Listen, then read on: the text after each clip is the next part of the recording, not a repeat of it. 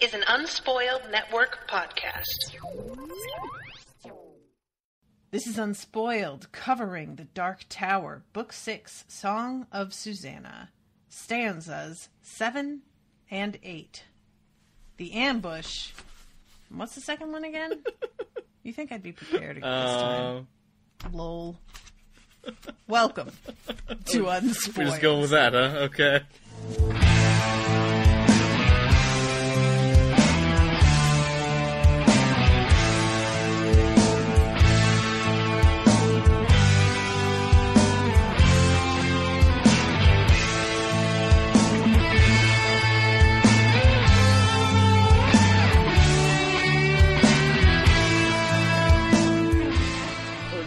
We're just going with that, huh? Okay.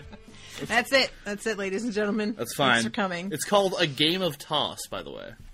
Right. Because they're tossing a ball around. A baseball. Yeah.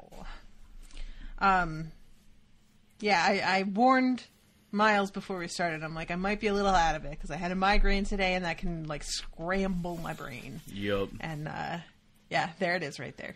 It's alright. It's alright. I got you.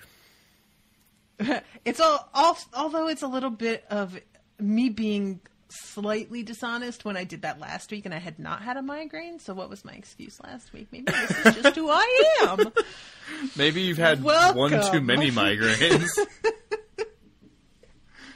Maybe it's done permanent damage. Yeah. There's a tiny little kernel in front that looks like burnt egg. There's like a migraine limit, and once you cross it. I have to go in there with my knobs and turn things down. Yeah, you should totally do that. Visualization techniques. So everyone, I'm Natasha. I'm Miles. And, this chapter was just so much more than I expected. We got a lot to talk about. Lots to talk about. Because I had theorized, and, I had just finished editing the last episode earlier today. So my apologies, everyone, that's late. But I was saying that maybe because it seemed like they went through the wrong door, that whatever information Mia gave to the Red King, or whoever it was that she directly gave it to, right, wouldn't be accurate and useful anymore. But they're there waiting for her. They are there. So I don't know how she knew that. If she's like able to travel through time and find this stuff out somehow. I don't get that. We talked a little bit last week about how, maybe somehow they know because it's happening in 1977. So, since Mia is in 99, somehow, I don't know. But yeah, they are definitely, the first thing that happens in this chapter, the ambush, true to its name, is that Roland and Eddie they go through the door. Eddie cracks his head on the doorframe on their way in, and they show up in the middle of Maine, where they had sent Calvin Tower. And as soon as they landed, I was like, are they in fucking Maine? Did he just put them in Maine? Are we doing this? And sure enough, I knew it. I mean, you knew they were going there. I didn't. You didn't? Why would I know that? I thought wasn't part of the plan, they're in the place where Jake and Callahan were supposed to be. But I didn't know, because this is the place where I didn't know that Jake and Callahan went to the wrong place. I thought they went to the right place and Eddie and Roland went to the wrong place. Oh no, I think they got switched. Do you know what I'm saying? When they stepped in, I was almost positive that that whatever it was that was being visualized first was Calvin Tower and his deal, and that was where Jake and Callahan were going. Oh. I got it mixed up, so yeah. No, I did not know this, and even if I did, I was thinking, I didn't think it would be where Stephen King is supposed to be living right now. This man, all right. You know what, though? I gotta respect it a little bit because he's just basically hey, I'm tired of just being, the guy on the sidelines writing the book. I want to be a character in the book. I want I'm say that I'm a pretty nice guy. I want everybody to be talking about me and write a character who thinks my book was really good. That's what I'm going to do. Yep. That's my favorite part of the thing is when Stephen King writes the bit about this dude. I thought it was a corker. Yeah. Oh God. Yeah. I read Stephen King's book. It was really good. Everybody loved it.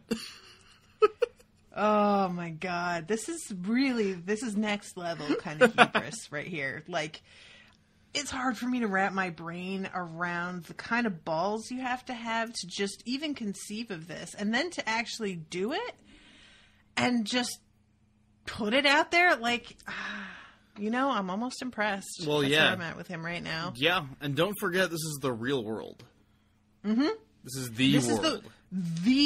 That's the other thing. It's like, oh, so our version or your version, whatever it may be, is the one that matters. Uh-huh. All right. Which is the most depressing fucking thing. Like, not this one. Not this one, King. Yeah. You of all people at this point should be hoping this is not the one world. Yeah, King has had no patience for this planet for the past few years. Yeah, and you can't really blame him. Nope. You also can't really blame these mobsters hanging out outside of this convenience store for thinking that they're just going to get a real quick, easy kill here because they are lying in wait. Bless their dumb hearts. Yeah, that's not going to happen, guys. No. I feel almost bad, like, when they wind up coming around the corner and they just see them and immediately, like, drop their guns and put their hands up and they still get shot. Like, they know an instant too late that they are in over their fucking heads, and it's just... One of the moments Sorry, buddy. I found really interesting, especially upon rereading it, is there's the part where they're in the middle of the fight, and one of the bad guys drops his gun and starts to raise his hands. Mm-hmm. And Eddie, it says, shoots him before his hands could get to his shoulders. Mm-hmm. And Roland thinks to himself, oh, thank God he's learning. Yeah. Yeah, there's no time for that shit right now. You know? Yeah. And what do you do with that guy? Once you decide that you're, like, if you decide, oh, I'm not going to shoot him, you just let him stand there off to the side with no supervision while you continue shooting at his friends and allies, and that's just what he's just going to wait for you. Yeah, like, it's the egret problem in a sense, right? Yeah, it's like, great, we spared her. Now what? Mm-hmm. Almost like they kill you in the morning. Yeah, exactly. So we should probably also say that the people done doing the ambushing are Jack Andolini and the rest of Balazar's goons. Yeah, back from the dead. Because we are in the past. Yeah, it's 10 years beforehand. Yeah. How far is it? It's exactly 10 years? I couldn't remember. I believe so. 'Cause I think Eddie is from 87. Okay. Yeah. It's funny, though, because, Jack doesn't know Eddie like as he knew him originally, but he does know him from Eddie's little visit to the bookstore in the last book. Yeah, so isn't that funny. Fun? Yeah. And I really like his attitude through this whole thing because he's trying to be the general and just like urge his troops on, but he's not taking... I was going to say he's not taking a firm enough hand, but he's just not being proactive himself, and his dudes see that. Yeah. And there comes a point where cursing them out is not going to push them forward anymore because, they light the place on fire. But I'm getting ahead of myself. Yeah, so what actually happens when we come in here is that Roland immediately sniffs out the ambush, like before they're even through the door. Is already moving when they come through. Sees the guns, sees the glare off the muzzles. Mm-hmm. Eddie, as mentioned, has hit his head on the way in, so he's like semi-conscious. Roland manages to avoid the gunfire, drag Eddie into the shop, into the convenience store. Mm-hmm. At which point the bad guys immediately unload with machine guns. And just fucking nuts, man. Yeah, they're not even being subtle about this. I just cannot conceive of a plan where you're like, well, we need to take these guys down. Where are they going to show up? In this tiny, sleepy Maine town. So what's the plan? Machine guns. Yeah, we figure machine guns, maybe a couple grenades. We'll probably take care of it.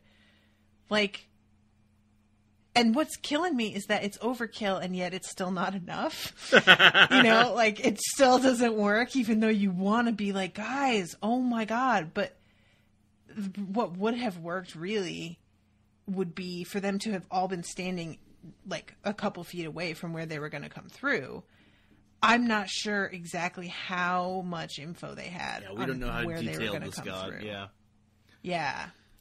I will. I feel like it had to have been somewhat precise though, because the shot's taken barely before, like, you know what I mean? How could they have been facing that direction and aiming close enough to be able to pull a shot off that really almost nails Roland right away, unless they had really, really accurate intel? Yeah, I'm wondering if there's some kind of like effect that they were supposed to be on the lookout for, like if anything happens before the door opens, or do they just appear? Yeah, if there's a flash of light or like a shimmer or something. Because they could have been on the lookout for that. Yeah. One thing that I found interesting is that you mentioned, you know, Andolini trying to kind of be the leader. But it seems like he's the one doing the sniping. And then somebody says, oh, fuck that, Jack, and unloads with a machine gun. Right, so you almost like see Andolini going like, oh, Jesus Christ. Really? Yep. Who let you have that thing? And now they're, you know, going to be wanted if there were any of them left. Yeah. I don't know who's going to be, but the two women, just, you know, poor innocent passersby in the shop, get killed. Yeah. In a really gruesome way. The way that he describes it is just horrifying. It's real bad, especially the one that doesn't die right away. Yeah. It's rough. Yeah, there are 4 people in the shop, and 2 of them, these 2 women, die instantly because they didn't get down when Roland told everybody to. The man whose name we eventually learn is John Cullum does get down right away and proves immensely useful. And John, the MVP. Yeah, John's great. And then the shopkeeper, whose name is... Chip. Chip, that's right. He's just kind of like traumatized and doesn't know what's happening. Yeah, Trip is all of us. Yeah. Chip is who we all would really be when we all wish we could be John. Yeah, absolutely. John and Chip. Yeah, I felt like this was one of...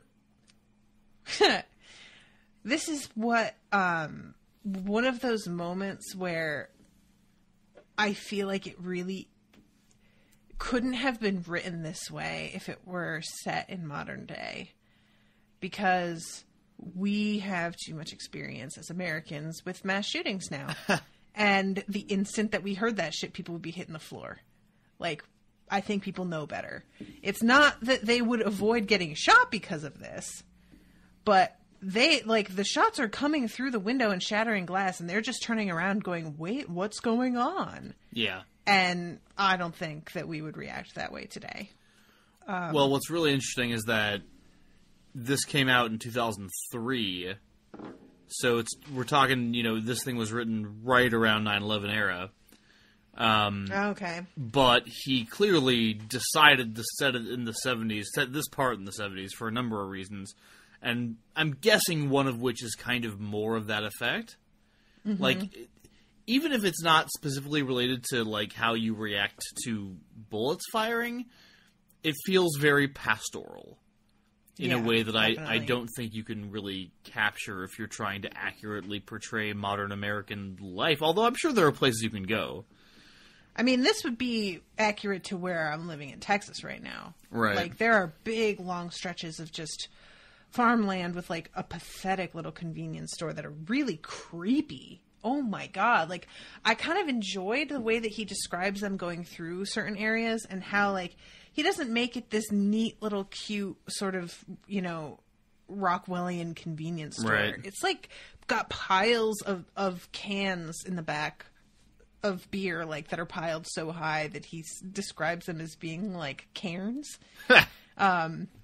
And that's more the experience that I've had. Owen and I took a couple road trips, and like, especially going up through certain parts of Oklahoma and stuff, these stores are, it feels like time has stopped somewhere around 1945. There's barely any light in a lot of them. It's a common theme, and I don't know what that's about, but the overhead light is very intermittent, and so there's this whole just kind of vibe of, is this place even open when you pull up? And they carry a bizarre range of stuff from like horse feed and things that are meant for like, you know, farming on one end.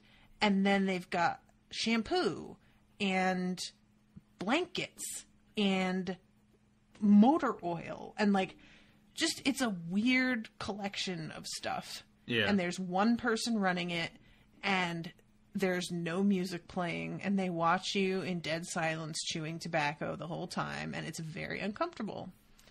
So I think that he could have done this today, but I think the people would be different. And fair. Yeah, man. I didn't know that kind of thing was still out there. Like, you see it in movies and stuff, but and I've done some like cross country road trips, but I think we stayed mostly to like main highways, and you don't run into that stuff unless you're on back roads a little bit more. But yeah, guys, you should all take road trips to some weird areas and just get a glimpse at how things are outside of more metropolitan areas, because it's a little bit of a shock. Like, it can feel almost like you're in another country for a second. It's true. I have experienced it to some degree through my train travel. Oh, yeah. Which has been, like, especially when I was, like, taking the train up through, like, Appalachia. Like, going from, it was the train that went from, I think it was the Chicago to D.C. It was either the Chicago to D.C., I think it was the D.C. to Philly train. Washington, D.C. up to Philadelphia. I think that was it. And it went through, like, West Virginia and shit like that. And it went, like, through, you know, this, like, backwoods mountain country. And it was beautiful and weird and sad. And I wish I had gotten to, like, I wish the breaks had been longer. Obviously, you know, I was going, this is actually the trip when I was going up to Philadelphia to meet you, Natasha. Ah, right on. But, yeah, it was, you just get a little, like, snapshot there. You know, you kind of go out, you step off the train, you have a smoke or whatever, and you get a brief picture. But it'd be nice to actually, just do that and, like, go into the towns. It's one of the reasons I really appreciate, not to totally, go on the tangents that we never go on. But everybody's used to that. I think it's part of our charm. I think so too. It's one of the reasons I really appreciate, like, people who, even if I don't necessarily agree with their conclusions, the people who go out and talk to, rural Trump voters or whatever. Like they write articles and books about what these people think and how they live and how they feel. And it's like, without justifying it, you can appreciate the fact that you know nothing about it. And that you shouldn't necessarily dismiss the experience of learning about it. Hello? Yeah, I'm here. Oh, you went out completely there. Sorry. I just said experiencing, like, the closest you're going to get to it, right? Yeah. Yeah. Yeah, I mean, and that's something that I often get my dander up when people are trying to say, like, people just love to give advice for what someone should do when they're in a bad situation in general. And when you don't live in these kinds of areas, it's really hard to get across how few options there are. When people are discussing, for example, poor diet. And when you describe food deserts, the kind of, like, the thing that comes to mind when people talk about that is usually being in a sort of inner city area where there's not a lot of transportation to get to bigger grocery stores, so everybody has to just go to corner bodegas.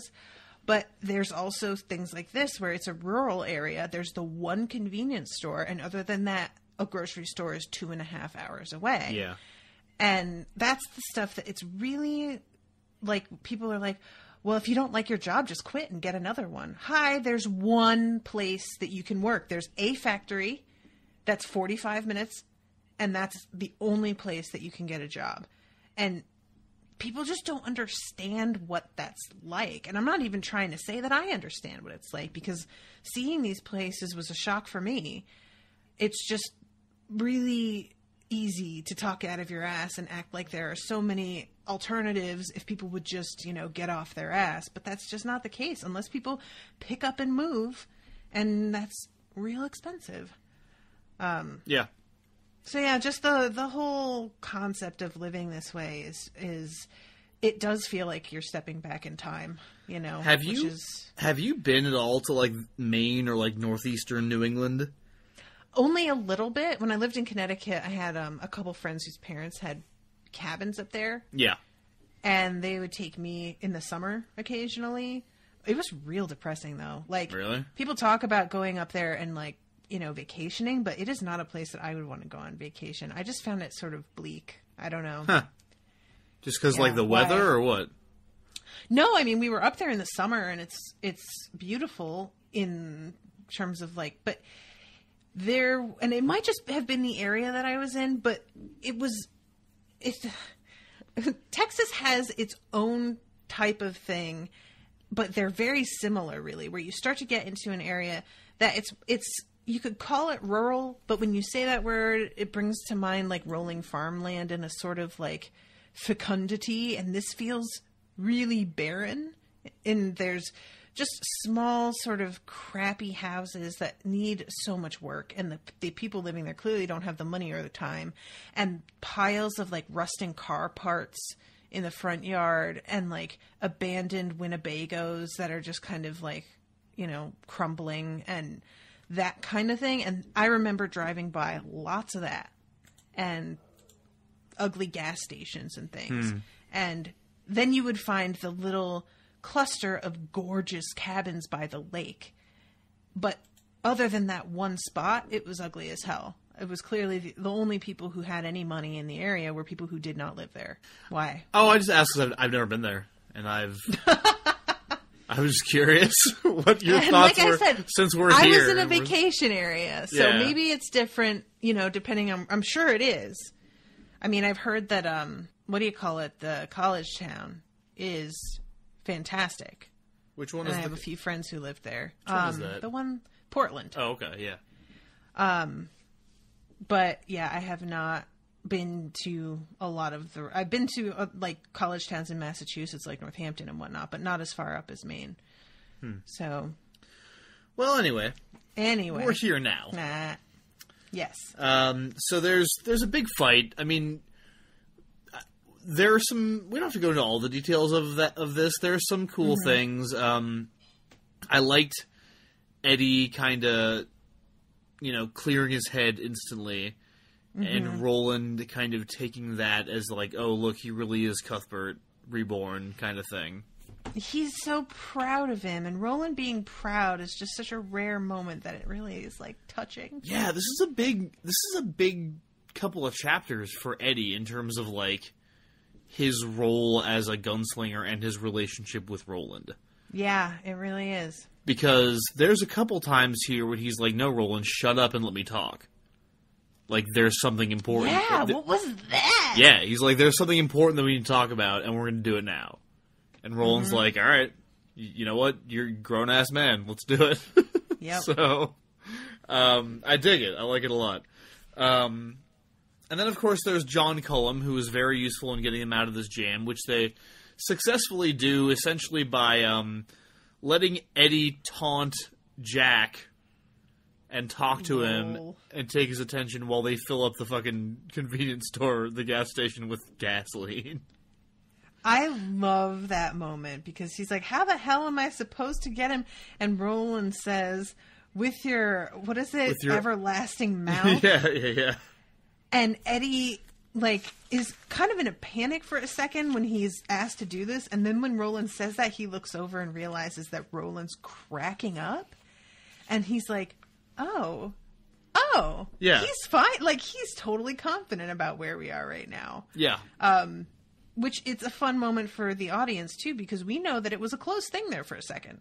Like, Roland was getting real twitchy about how they were able to cross the street and get cover behind cars on their side. And, like, you know, it was starting to feel like, are they going to be all right? Like, how, like, you know they're going to be, but, like, how is this going to turn out? And it's always reassuring when you have that moment of, like, oh, no. Roland thinks this is going to be fine, so it's probably going to be fine. So, yeah, I really enjoy that. And then Eddie takes to the task with a will. Yes, he does. Oh, it's pretty good, man. It's pretty good. Yep. This is also about when I think Eddie at some point here starts thinking that this is the real world.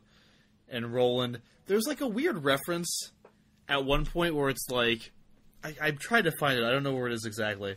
But at one point it talks about the Dark Tower. I think it's when, you know, it's talking about Jack and the fact that they're fighting people they already fought. Right. And there's like a reference to like, of course, there was one real world where, you know, you died for real or whatever, but, you know, that's just throw that out there. And then they immediately recognize that they both kind of decide that this is the real one. Which the fact that this is the one where Stephen King exists is also a clue to that. Yeah. I'm just going to leave that. Eddie also divines from this whole situation that Balazar, I guess, because these are his boys, was paid a lot of money to buy whatever he wanted, whatever he needed to go up and get, specifically Tower and Deepno. Right. But, you know, they got Roland and Eddie instead, which makes me wonder if they were just, like, keeping watch on the area? Like, see, this is what I'm talking about. How were they able to get it off so fast? If they didn't, you know? I'm just imagining they've been hiding out, like, camping out, surrounding this convenience store for, like, 2 weeks. And I mean... Just, like, you know, they set up a little place where the coffee percolates. They've been going in for, like, food, you know, coming out. Oh, yeah, no, I know I was here yesterday. It's fine. I just don't, like, Eddie talks to John for all of 10 minutes and figures out exactly where to find Calvin Tower. Yeah. And that's the part that I'm kind of mystified by, is that if they, like... I mean, I guess there's nothing that says that the guys that they have with them are local boys. They're probably not. Most of them are New Yorkers. I mean, we recognize Trix Pastino and George Biondi and, you know, all these guys. Sorry. Yeah, sorry, you just went out again. I don't know what the fuck is happening there, man, but this is starting to get infuriating. I'm sorry, I don't know what to do about it. I don't either. I'm, like, wondering if we should just, like, call each other on our phones or something. Since we're each recording separately, it wouldn't matter what we use to talk. But that's true. It's, like, really letting us down here. But, yeah, I guess I just feel like it would take so little investigation. I mean, the whole town, as John puts it later, is talking about this guy who's collecting these books. Yeah. So it doesn't feel like it would have taken much for them to find him. So if they haven't already, which, you know, we don't know that. We're heading there at the end of the last chapter that we read for this section. So for all I know, they get there and he's already been tracked down, but it doesn't sound like it. Mm-hmm. I feel like people would have noticed or said something if a gang of murdering New Yorkers suddenly, like, busted into this guy's place. A gang of murdering New Yorkers. Like, just happens sometimes. You run into them. Every now and then. Well, let's. You mentioned that Eddie finds out from John Cullum real quick where Calvin Tower is. Mm-hmm. And I think we should talk about John Cullum for a second here. Okay. And, you know, I've been thinking more and more. We had the whole conversation last week about, like, how maybe this book is better not reading it in pieces. Maybe just, like, flying through it is the way to read it. Mm-hmm. And I was thinking more about that. And I think part of the reason I do enjoy this book is because it does feel like such a fucking fever dream. And it feels like it's got this, like, quality to it where... Because at a certain point, it's deliberate, right? Like, at a certain point, everything feels, like, implausibly coincidental because that's how King is writing it. Mm-hmm. And to me, I think I really get a sense of, like, the world kind of teetering on an axis of some kind. Okay. Or, like, things blending together or lining up just right in ways that they don't normally do. It's infuriating when you're, like, sitting here looking for logical reasons to put it together.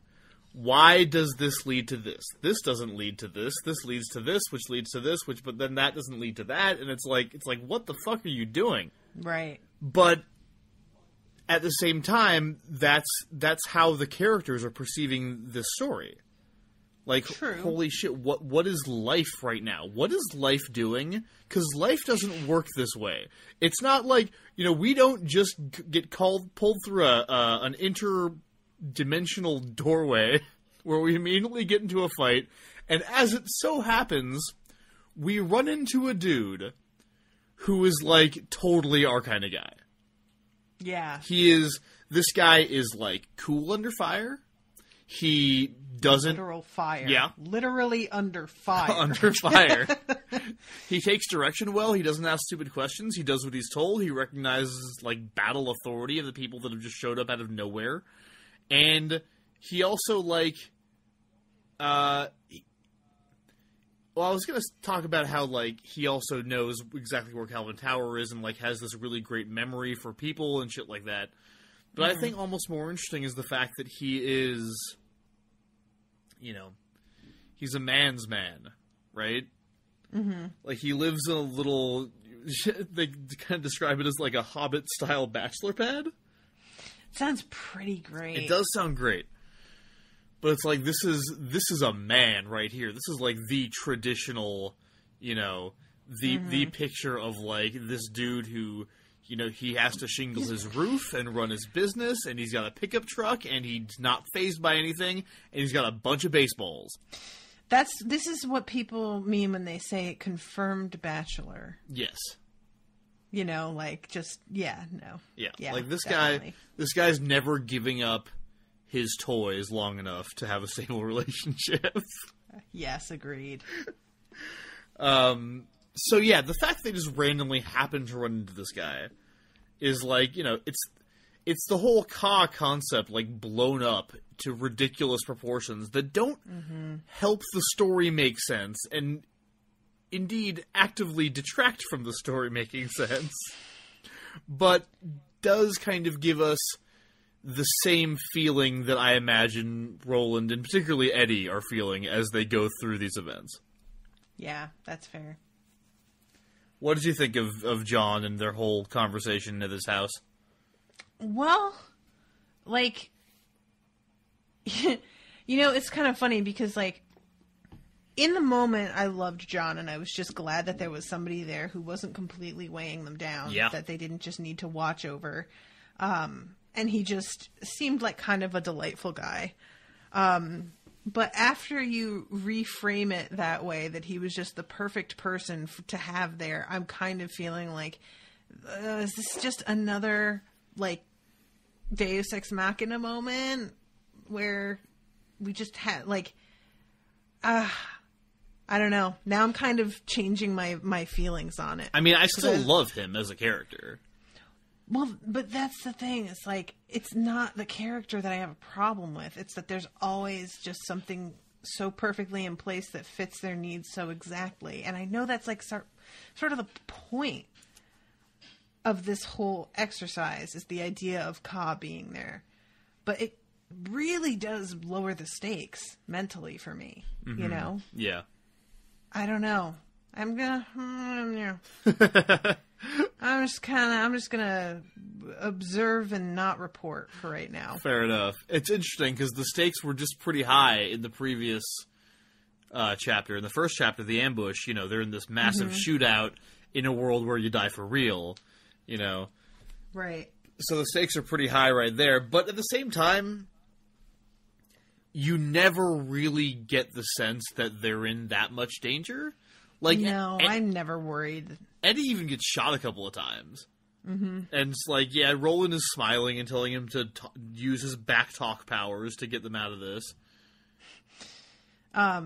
Yeah, there's only the one moment where they're like, I think Roland like taps his throat 3 times or his head 3 times before getting into the... Oh, son of a bitch.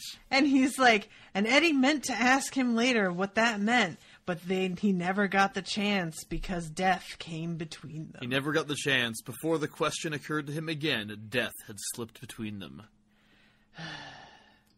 He's doing that thing. He's doing the thing. He can't help himself. Cannot help himself. Not going to tell you, like, is one of them going to die? Or both of them going to die? Or is somebody else going to die? And that's going to, like, drive a wedge between them. Oh, what's going to happen? God, it's so fucking cheap. It's so cheap. Yeah. It's so funny that when I started this series, I, like, brought that kind of thing up as something that I really enjoyed. Yeah. That I liked that King would build a little sense of dread by doing that here and there. And now it's just gotten to this point where I'm like, shut up. Stop. You keep doing this, and I don't... It's not even that it's not building dread. It's that it makes me not believe you. It's gotten to the point where he has said things in a certain way that have made it sound like it's going to be one thing, and then it winds up totally not being nearly as big a deal as he framed it. Right. That now he's like, death had come between them. I'm like, oh, what? It's probably going to be John that dies. Like, it's not going to be, it's not going to be something that I'm going to be wrenched apart by. Yeah. He hasn't done a great job of following through on those expectations that he set up. I think that's part of the problem. All. There's I've been telling you every time we talk about this that it's only going to get worse. And there's a moment, there's a particular moment considerably far down the road from where we are now where it really comes to a head, and like you get the worst example of it and the worst one. And I was reading it and I literally threw the book. I was like, come on! Uh-oh. And you'll know it when we get there. I don't know. People who've already read the whole of the series might know what I'm talking about, but it's ridiculous. Right? Yeah, I'm not excited. But so anyway, so John helps him get away, and he takes him across the lake to his little cottage where they hang out while the cops are investigating the flaming convenience store. Indeed. And there's this great moment where Eddie is all upset because they left their gear back there, and he had a lock of Susannah's hair that smelled like her. I know. That actually came as quite a blow to me. Yeah. Like, realizing that they had lost all their stuff. It's not really a big deal, I'm sure, but there's something about the way that Roland, like, does his best to not think about it that I'm like, ooh, that's pretty bad, actually. He's like, we have guns, we're good. Yep. I don't know. There's a dismissiveness there that I'm like, ooh, that hurts him. He doesn't like that. What did you think about the fact that everybody in this area apparently talks like people in Calibran Sturgis? Well, didn't I say that? I think you did, yeah. I feel like when we got to the Cala and you were like reading quotes from it, I was like, I imagine them speaking like they do in Maine. I think you did say that, yeah. That was just how I heard it from the way he wrote it. So, yeah, that just felt totally, like, in line with how I had been imagining everything already. So there's that's definitely an interesting thing. John asks them if they're walk-ins, which... yeah, this was fun. Yeah. The whole thing, like, and Eddie winds up kind of piecing it together that it looks like these people all started to show up in this area around the same time that Stephen King moved down. And Roland connects them with the slow mutants. Mm-hmm. Yeah, because John says some of them came in and they were ruined. Ruined, yeah. And Roland sits up and is like, I'm sorry, can you say that again? But yeah, so it's almost, I'm not sure exactly what the implication is in terms of like the connection with King, if it's supposed to be that he's writing them into existence or that he is getting ideas for the books that he's writing because of walk-ins, or that he is getting his ideas from walk-ins because this like there's like a thinning of the barriers around him specifically all the time, and it just goes wherever he goes. I don't know what exactly we're supposed to think. I'm not sure we are supposed to think anything necessarily at the moment. But it's a pretty fun idea. I like this a little bit. Yeah. No, it's good stuff. They have a lot of this conversation while they're on the boat. And they get to John's house as we start the second chapter, which is the game of toss. We've kind of been jumping around a little bit, but mostly we've been staying chronological. It's just a lot of the details aren't really worth going into in that first chapter. It's because the gunfight is pretty excessively detailed, which is good. It gives you a really good sense of location and like where everybody is and what's happening. Mm-hmm. But we don't really need to talk about it, I feel like. No, I think that's fine. Well, I guess first of all, the first thing I should ask you about this chapter of Game of Toss is how do you feel about the great Henry Dean romance? What is that? It's so appropriate too, because this is always one of those things that I get baffled by. Have you ever noticed that it's your most critical friends, the friends that are like the meanest for no reason about bullshit, that wind up having the most questionable taste in partners? Like, they save all of their criticism for other people, but as soon as it's anything about somebody they care about, it's like they have complete blinders on. Oh, yeah. Like, I have a couple friends and a family member like that. Like, vicious the way that they would talk about people and the criticisms and petty criticisms, just shit about how they look and their weight and the way they talk. And then they would have these nightmare boyfriends and girlfriends that you're like, what? How? There is nothing about this person that you can't make fun of. How are you with them? How are you not seeing this? How does this not bother you? And everyone around them is just looking at each other like, I guess. But that's how this just tracks so much for me based on who he is and the kind of people I've known that are like him. Yeah. And then she winds up taking off with her ex and steals money from him before she goes, which is just rough. That's just rude. That is very rude. I think my favorite thing about this is the fact that Henry is really into General Hospital and the Guiding Light. Right. Yeah, I liked that too, actually. I forgot about that part. Yeah, which is really something. He's like, I'm going to make fun of you for enjoying classic literature, but I'm totally into daytime soaps, which is like a housewife thing. He's like, as we think of it now. Lord of the Rings is awful, and General Hospital and Guiding Light are great. I know all about all the evil twins. And you know what? One of those two things is true. I'm not going to get into this with you, sir. I'm not doing it. That's bait. Yeah, it is. In this case, it absolutely is. Oh, I want somebody to defend Lord of the Rings to me now. Anyway. So, they get back to the house, and John gives Eddie some Percodan, which this really gave me the whats. Oh, yeah? I don't like Eddie taking this. Eddie's an addict, man. You can't just go chewing down pain pills and not have that trigger something. He's a gunslinger. I don't like it. All right. This makes me nervous. All right. They're in an era where he can get this shit. Yeah.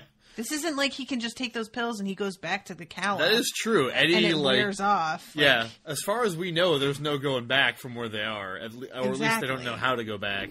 And this is the first time Eddie has had access to drugs in a very long time. Yeah, I don't like this. And I'm not saying that, like, you know, it's just...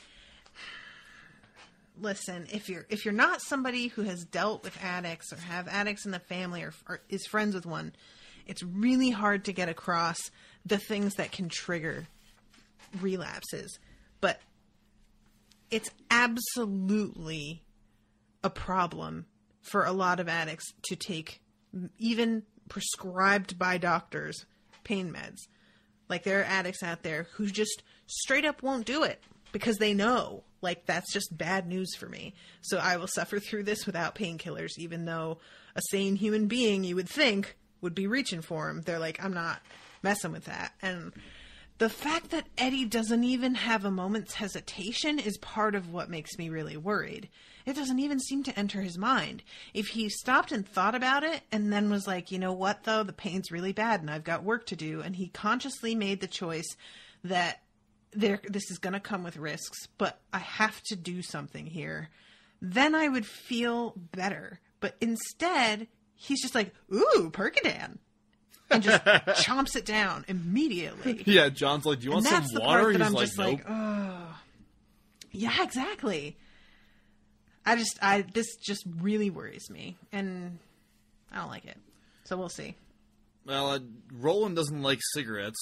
Also, really not into this. So unimpressed. He's like, what is this? Murky air is what he calls it. He likes it a little bit better when they take the filter off of it. Yeah. And then Eddie and John have this, like, long conversation about baseball, which is fine. Like, even as a person who enjoys sports, baseball bores the shit out of me. Same. So... And not as somebody who enjoys sports, but same anyway. Yeah, I don't know. It's like... It's funny. Baseball culture, I find it very bizarre and weird. Because I don't, like, share it at all. Like, I don't know the language. Yeah. You know. People be like, oh yeah, so-and-so had, you know, so many RBIs. I'm like, ugh. We went to this trivia night the other night. And, the dude had a few, like, sports questions, and I was waiting. Like, I was waiting for the sports questions all night long. You know, I was really excited about it, like, because I didn't know any of the other shit he was saying. It was all, like, you know, theme songs of TV shows from the 70s and stuff like that. And so he's like, all right, sporting question. And I was like, yes, finally. And it was about surfing. And I'm like, okay. That's funny. Because I was saying, I was like, guys, as long as it's not baseball, we're gonna be fine. Like, I don't know shit about baseball, but I know about the other major sports, right? So he's like, sports questions, surfing. I'm like, all right, well, I don't know about that. Don't know if it's a sport, but okay. Later on, another sports question. All right, this one's about yachting. I'm like, listen. That's amazing. And, like, I'm not the only one. There's other people in the room going, like, are you kidding me? It's like he's trolling you on purpose. I love it. And then his third sports question was about darts. And I'll give you... Darts isn't a sport. And I'll give you one guess as to what the fourth and final sports question was about. Curling. Nope, it was about baseball. Ah. Dude, no, if it was about curling, I would have been into it. Curling's great. There was an episode of, I was listening to the back catalog of Overdue, and they, at one point, Craig and Andrew are the hosts of that show, and Craig is into sports and into specifically baseball. And Andrew could not give any fewer shits at all. Like, and what Craig read for the week was a book about, like, the stats and science behind modern baseball. And you could hear how completely bored Andrew was, like, right out of the gate. His attitude felt like, all right, I'm going to get through this and I'm going to do my best to seem interested, but I just don't care. And then once Craig starts to get into it, and he's, like, talking about how a lot of the time people are given awards for being great shortstops when, in fact, they're real bad at it. If you look at the stats, they are not good, but everybody thinks they're good for some reason. So they get given awards, and you could start to hear Andrew getting way more into it all of a sudden, because here was something he understood. And he's very much like me in that way, where he's like, but the data, if it doesn't, what, just because they feel like they're a good player? And Craig's like, yes. And Andrew's like, what? And just getting infuriated. And I was like, I'm right there with you, man. Like, I don't care about the sport itself, but if we're going to flout data, this is a totally different situation. I can't abide this. What are we doing? I'm sitting down with these people. We're going to have a talk. That's good. Anyway, baseball. Boring. Unless we're talking about baseball data, in which case I'm into it. Fair enough. Yeah, Moneyball's a good movie. But... So they have the baseball talk, they have the cigarette talk, then they have the Calvin Tower talk, and we find out that Calvin Tower is a fucking moron. Far from taking Callahan's clear advice to be inconspicuous, has been going around this small community spending hundreds of dollars at used bookstores and asking where he can get more. I just... kill him. Somebody kill this guy. Just do it and put him out of his damn misery. This is ridiculous. What is he doing with them? That's the thing I want to know. Is like, he asked them to like take his stupid shelf back through the other side to store it in some dank cave somewhere. Just take my shelf, please. Take the shelf. And now he's collecting more. Yeah. Can you imagine, like, what that fucking cave would look like if he had access to it? That place would turn into a goddamn, like, tiny public library, except nobody could rent anything out because he won't let it out of his sight. All of a sudden, the Mani are like, what is this? Right? Yeah. Yeah, it would be some weird book museum where you could, like, look at them from under glass, and you couldn't turn the pages. You just got to read the one page that it was open on. Under glass over and over again. Right. So he's been doing this shit, and Eddie and Roland are like, all right, God damn it, we have to go find him now. Fortunately, Cullum knows where he is. And Cullum is like, I'll take you there. And they're like, no, you can take us there and then leave. Like, go on vacation, because bad things happen to the people who hang around with us, which is nice of them. Mm-hmm. And they're about to leave, but then Eddie... Despite his worry for Susannah, and he's been getting flashes, we should mention, he has been getting the flashes of her throughout these chapters. Like, the messages that she is sending him, he has been receiving. Mm-hmm. And so even though he knows that she's in trouble and they need to hurry, he also really knows that he needs to ask Cullum about Stephen King. Mm-hmm. And turns out he lives up here. He just came out with his second novel, Salem's Lot, which of course is the one that Callahan is in, which he really liked. And, and Eddie questions him for a while, but doesn't seem to know quite what the right line of questioning is. Mm-hmm. So he kind of gives up. Yeah, this is the sort of thing that whenever I'm watching, like, a detective show... I always feel like this is the kind of detective I'd be. Where I'd just be like, so, what'd you have for breakfast? Oh, eggs, huh? Where'd you buy those eggs? $3.25. Did you use a coupon for those? I'd wind up on this, like, totally wrong, pointless train. Just like, you'd have your gun drawn. Where'd you get the coupon? Where did you get it? It would, like, they would think that I was being clever, like Columbo, where I'm going down this one road and really I'm, like, sussing everything out. But no, I'd really have no idea what was going on. So, yeah, I really felt for Eddie in this scene because he's, like, trying his damnedest and he is so frustrated with himself because he's like, I know I'm supposed to ask something, but he's just got no idea right now. And how could he? Yep. And that's kind of how it ends. Yeah, basically. He's like, well, guess I don't really know what to ask you, and Tower knows a lot about books. Maybe I'll ask him about it. Yeah, that's what, like, that was part of what I was thinking, too, was like, why aren't you just waiting to ask about King when you get to the book guy? Like, And finally, that occurs to him, but it was like, that took way too long for you to think of, dude. Yeah. But yeah, and this is also the moment where, like, where Roland tries to interrupt him and he says, shut up. Yeah. And it's not like, because I kind of expected, it's very specifically mentioned that he tells him shut up and that he's never done that before. Mm-hmm.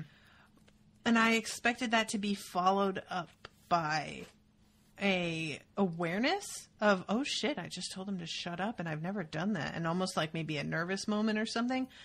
But there isn't. He just tells him to shut up. It's mentioned that he's never done that before. And there's no description either of his reaction, like Roland's reaction, or of Eddie thinking anything about that to himself and like the significance of that. Yeah, that's true. I mean, he just says, like, he felt no urge to call the words back.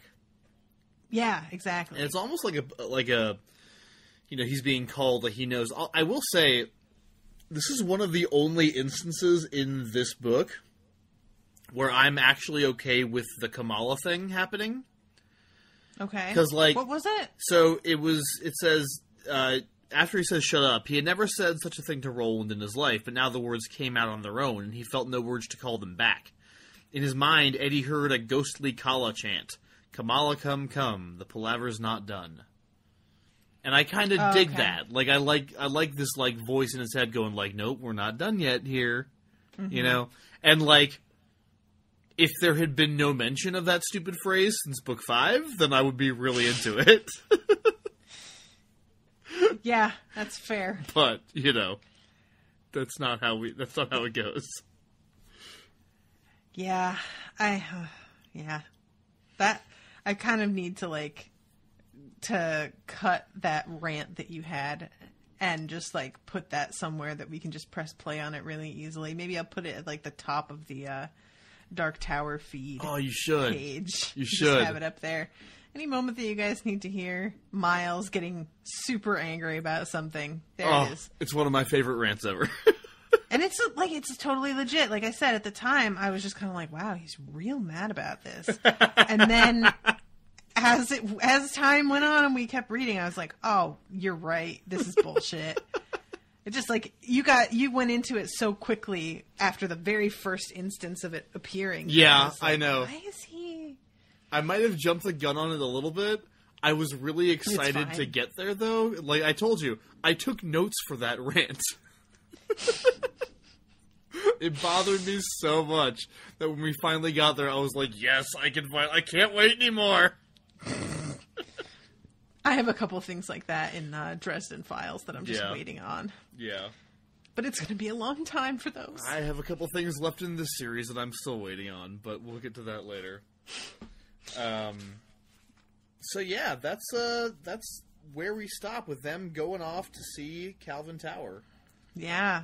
And I think next chapter, I'm going to confirm this right now, but next chapter, I think this is the point where we're going to start doing one chapter per episode because they get longer. Okay. Yeah, so next week we'll just do the 9th stanza. Okay. Which is called Eddie Bites His Tongue. Yeah. Ouch. But still, we're like halfway through this book, dude. Yeah, I kept forgetting that this one was kind of a shorter one. Yeah. And then the last one's enormous. The last one is huge. And then there are people who have been asking if we'll do Wind Through the Keyhole, which I don't know how you feel about that, but you haven't read that one, right? I have not. I actually did pick up a copy recently. Okay. So I own it, and I will get to it, I'm sure, at some point. Because I am interested to read it. I'd like to finish the core series first. Because that's, you know... that's when it came out, after the core series was finished, and I feel like just knowing how people write those books, I feel like it's kind of intended for people who have read the series. So if you hadn't read it, then it might spoil shit, or it might, like, you might miss on, like, things that were meant for people who have read all of it. Yeah. And also we kind of passed the point in the story where it takes place anyway, so... Yeah, I had gotten some conflicting, like, advice because I told people to, like, let us know what they thought of Wind Through the Keyhole. But it seemed like most people felt like it's not a smart move if you're trying to keep unspoiled to read it first. Just don't do it. Like, it's not necessarily outright spoilers, but it's the kind of implied stuff that I could put together pretty easily because I'm good at that. Yeah. And it's just not really, there's not enough of an advantage to doing it in the point in the story where it falls to justify it. So yeah. All right. Well, we can look at doing that after then. Well, last week I was not able to access my Airtable, so I could not find my patrons, but I am on it now. So I want to say hi to everybody who joined the past 2 weeks. We have got Colin Cook, Jess Folks, Magnus Anderson, Lori Cardoza Starnes, Cynical Realist, Leila Eberly, Bridget Blakemore. Hi, Bridget. I know Bridget. T. Bumpkins, which is such a great name, Paris Hardy, and Andrew Pigman all became patrons this past 2 weeks. So welcome to all of you. Thank you very, very much for becoming patrons and, giving me your hard-earned bucks. Those of you who are $20 and up will be enjoying the final season of Sherlock, which I'm covering with Rashawn. The first 3 seasons were sponsored by a really high-rolling patron, so those are available to everybody, no matter what they're pledging at. But the high roller patron dropped their pledge down after the 3rd season was completed. So we weren't even going to do the 4th season at all until we realized that we wanted to do something for $20 and up patrons. And so that's who the 4th season is going to be for. And the 4th season is frankly bananas. And Rashawn texted me the other day. I expected the 2nd episode for her to not be that big a fan, and she texted me that she loved it and cannot wait to talk about it. So just goes to show that I don't know jack shit. But yeah, so that's what's going on for patrons only at the moment. And next week, and keep your eyes out because it does have to get approved by iTunes, so it's a little bit of a pain in the ass. But next week, we will be releasing our first episode on Westworld. And if y'all have not watched Westworld... I have not. I only watched the first episode, and it blew my socks off. That was some expert television. Expert-level storytelling. Like, just kind of blew me away.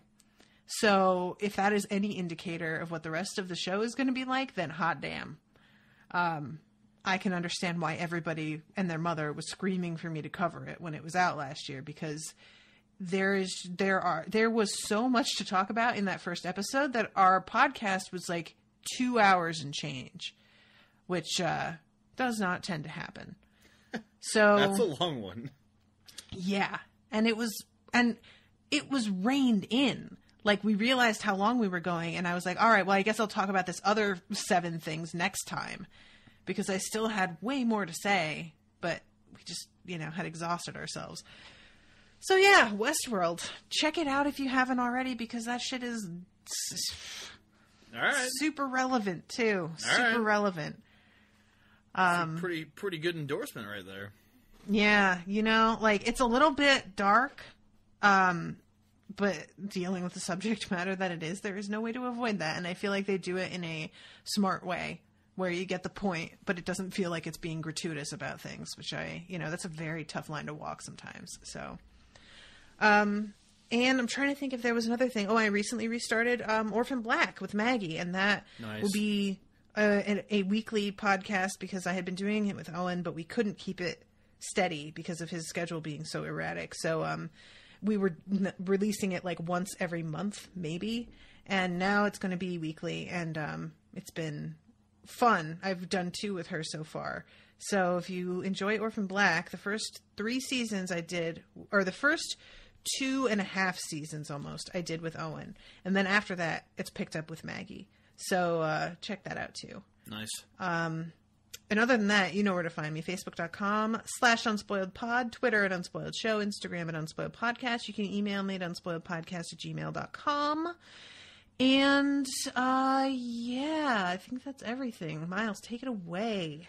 So, y'all know that I do the Smash Fiction podcast. If this is not your first time listening, you know about the Smash Fiction podcast. The Smash Fiction podcast is where me and my friends do a show where we determine who would win in fights or other types of contests between fictional characters. I don't know exactly which episode of Smash Fiction is my absolute favorite, but as of this past Sunday, there is a new contender. Because, and like, I'm not even, this isn't, I'm so great, I edited this, because I'm the editor of the show, and I was on the show, and, you know, I think I did a pretty good job of both those things, but that's not even the point.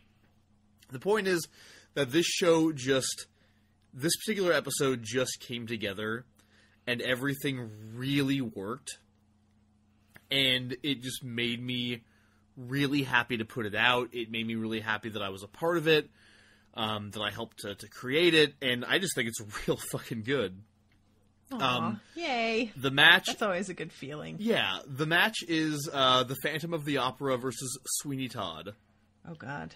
And, yeah. And I remember you mentioning that last week now, yeah. Yeah, I just finished editing it this past weekend, and I didn't know exactly how good it was going to end up being. I thought it was pretty good when we recorded it, but after I edited it, man. So, it's the Phantom versus Sweeney in this contest of who can successfully carry out their murder revenge plots despite the fact that Inspector Javert from Les Mis is in the city looking for them. Okay. So, because of that particular array of characters, every person who is a part of this podcast sings, including myself, at some point in the episode. Oh my God. It is full of musical numbers. There is at least one rap segment. Oh my God. There is at least one incidence of somebody screaming, "Rap, my angel of music!" Oh my God. It's seriously, it makes me so happy, guys. I really, really love this episode. So, if you want to know what I consider to be an episode that's truly exemplary of what we do on that show, and how glorious and stupid, but also glorious it can be, go check out The Phantom versus Sweeney Todd. I think it's real fucking good. So, yeah, do that. Oh, man. We also have lots of other stuff coming out on that show. Extraordinary League once a month. Now we also have this other thing that we do once a month, which is kind of a series of, like, creative storytelling exercises. You kind of have to listen to it to get the gist of it. And we're doing multiple different kinds every month to see what people like and what we like to do. The first one was released, and it's called Collaboratory, and it's basically a hodgepodge of fictional characters, which we then use to make a screenplay. So that's fun. We got another one of those coming out in February. So that it's not Collaboratory; it's something different. That's coming in February. New episode of Extraordinary League comes out this Sunday. As you're listening to this, and then we're doing... Oh yeah, we have our weird slash ficky episode coming out the week after that. It's Kirk and Spock versus Frodo and Sam. I don't know if it's good or not. I wasn't on it, and I haven't listened to it yet, so we'll see how that goes. Check out the Smash Fiction Podcast. If you want to become a patron, you can do that at patreon.com/smashfictionpodcast. Our patrons actually voted the Phantom Sweeney Todd episode into existence. That was part of a fan poll, a patron poll. So if you want to be able to help us do that, then just give a little bit of money over that website there. You can also check out the Odyssey Storytelling Podcast. We just came out with the most recent full version of that show. The full versions come out once per month, and every other week we have like little 10-minute stories. But the full evening of storytelling is now available as of this past Friday. And that was... Oh, it was the Memories show. And that was a really good one, too. Memory was the theme for the show. And it's a good one. So go listen to Memory, Odyssey Storytelling Podcast. That show, if you guys aren't already listening to it and you want to support it, then go do it. Leave iTunes reviews. Subscribe. We're still kind of trying to get that one off the ground. So any support you could give it would be really great for me and for this nonprofit that I work for.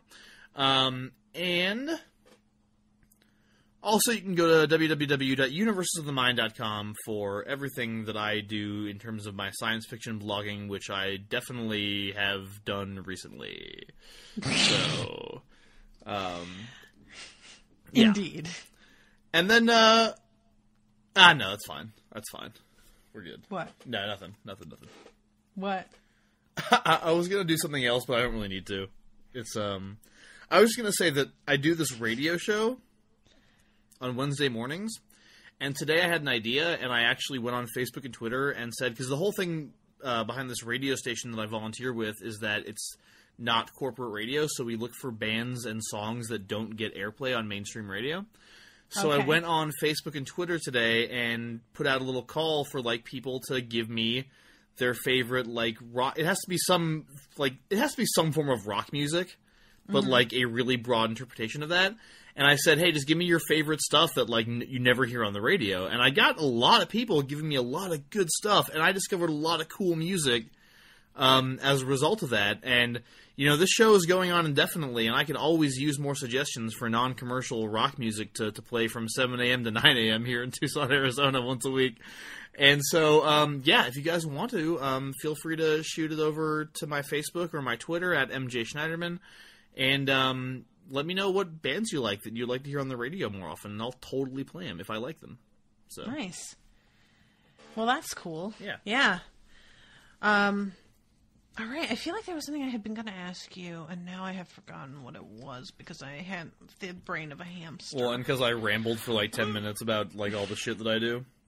No, because it was something to do with that, and now I just I'm just not good at retaining things. The other day, I had a thought that I was going to ask Rashawn, and it was in my head for about a millisecond before I lost it. And I just have that happen so much more lately. I'm getting old. And I am forgetting things, and my face is shrinking. Everything sucks. Anyway, I love you guys. Thanks for listening. We'll see you next week with a new chapter. See you then. Toodaloo, motherfuckers.